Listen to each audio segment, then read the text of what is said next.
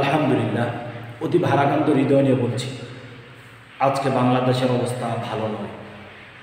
আমাদের বন্দী প্রতিম রাষ্ট্র যাদেরকে বলা হয়, সেই রাষ্ট্র আমাদেরকে সুখে থাকতে দেবে না। তারা তাদের বাদগুলি ছেড়ে দিয়েছে যাতে করে বাঙালিরা কষ্ট পায়। কষ্টের স্টিম রুলার তারা আমাদের উপরে চালিয়ে দিতে চাচ্ছে। আমি ওই দিকে কথা বলে সময় নষ্ট করব না। গতকাল থেকে চোখের পানি আর আটকে রাখতে পারছি না। বিশেষ করে আজকে রাতে যখন ভোর রাতে জাগ্রত হলাম, আমার কুমিল্লার দৃশ্য দেখে বারবার চোখ থেকে টলটল করে পানি ঝরছে। সকালে যখন সালাতুল ফজর আদায় করলাম মুসলিমদের সাথে, কান্না জড়িতময় কণ্ঠে আল্লাহ তাআলার কাছে ফরিয়াদ করছি। বারংবার মুসলিমদের কাছে দোয়া চেয়েছি এবং চাচ্ছি যাতে করে আমার কুমিল্লাবাসী সুন্দরভাবে জীবনযাপন করতে পারে। অসংখ্য অগণিত মানুষ আজকে পানিবদ্ধ। আমি যদি বলি ভুল হবে না, লক্ষ লক্ষ মানুষ আজকে পানিবদ্ধ। এই পানিবদ্ধ মানুষদেরকে আমরা সাহায্য করা আমাদের নৈতিক দায়িত্বের মধ্যে। ইরহামু মান ফিল আরদ ইয়ারহামুকুম মান ফিস সামা। পৃথিবীতে যত বিচরণশীল পানি রয়েছে তাদেরকে আপনি যদি অনুগ্রহ করেন, আকাশের মধ্যে যিনি রয়েছেন তার ফেরেশতা কুল সহ আপনাদের প্রতি অনুগ্রহ করবেন। তাহলে আসুন সাহায্যের হাত এই মুহূর্তে বাড়িয়ে দিন। আপনি যদি এই মুহূর্তে যদি সাহায্যের হাত না বাড়ান, কখন আপনি সাহায্যের হাত বাড়াবেন? কত মেসেজ আমাদের কাছে আছে, কত ফোন আমাদের কাছে বারংবার করছে, কত মানুষের আত্মনাদ আমরা শুনছি, কত মানুষের কত চাহিদা, কত আকাঙ্ক্ষা, কত তামান্না বলছে ভাই আমাকে একটু সাহায্য করুন। আপনাদের একটু মেসেজের মাধ্যমে, আপনাদের একটু পদাচরণের মাধ্যমে, আপনাদের একটু কথার মাধ্যমে আমরা সাহায্য পেতে পারি।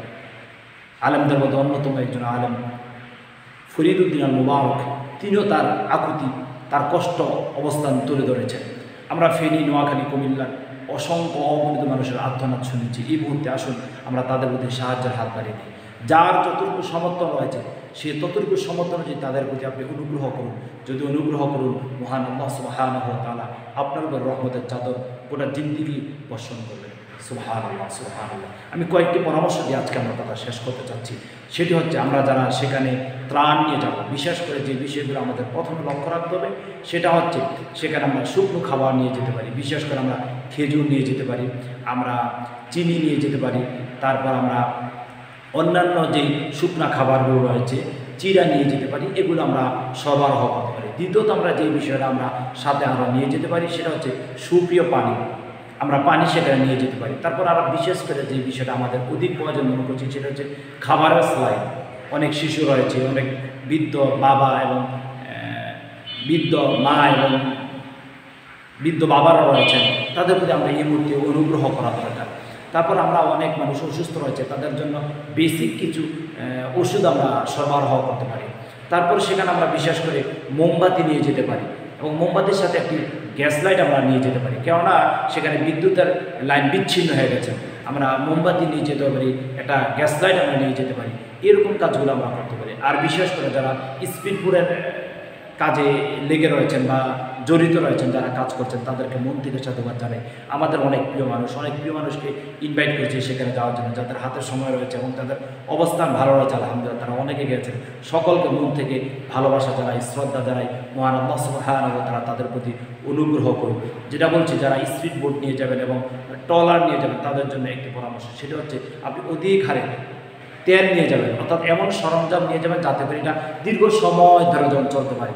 এমন তেল সেখানে নিয়ে যাবেন না যাতে করে কয়েক ঘন্টা চলার পরে যদি সেটা প্রবলেম তৈরি হয়ে যায় তাহলে আপনি নিজেও বিপদে পড়ে যাবেন। বা যে সমস্ত ভাইয়েরা এই মুহূর্তে হেলিকপ্টার দিয়ে সাহায্য করছে তাদেরকে আবার আমি সাধুবাদ জানাই।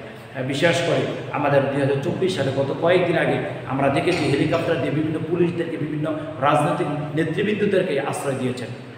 আর এখন এই কঠিন মুহূর্তে যদি আপনারা যদি সেই হেলিকপ্টার যদি তাদের জন্য যে ব্যবহার যদি না করেন, লজ্জা হওয়া উচিত।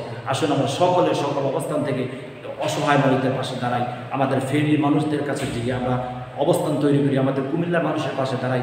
এই মুহূর্তে আপনার মানবতার কাজ, এই মুহূর্তে আপনার সর্বোচ্চ অন্তরের গহীন থেকে আপনার কাজ করা দরকার। আল্লাহ সুবহানাহু ওয়া তাআলার কাছে আবারও ফরিয়াদ করছি, যেই সমস্ত ভাইয়েরা বন্যা কবলিতময় অবস্থার মধ্যে রয়েছেন, বন্যার মধ্যে রয়েছেন, যেই সমস্ত ভাইয়েরা এখনও সর্বোচ্চ বিপদ সীমার মধ্যে রয়েছেন, আল্লাহ তাআলা তাদেরকে সর্বোচ্চ হেল্প করুন। মহান রব আল্লাহ সুবহানাহু ওয়া তাআলা তাদেরকে কবুল করুন। আল্লাহ তাআলা সর্বোচ্চ সাহায্য আমরা চাই এবং যারা সহযোগিতার হাত সর্বোচ্চ বাড়িয়ে দিয়েছেন, আল্লাহ তাআলা আপনাদের প্রতি রহমতের চাদর দ্বারা বর্ষণ করুন। আল্লাহুম্মা আমিন।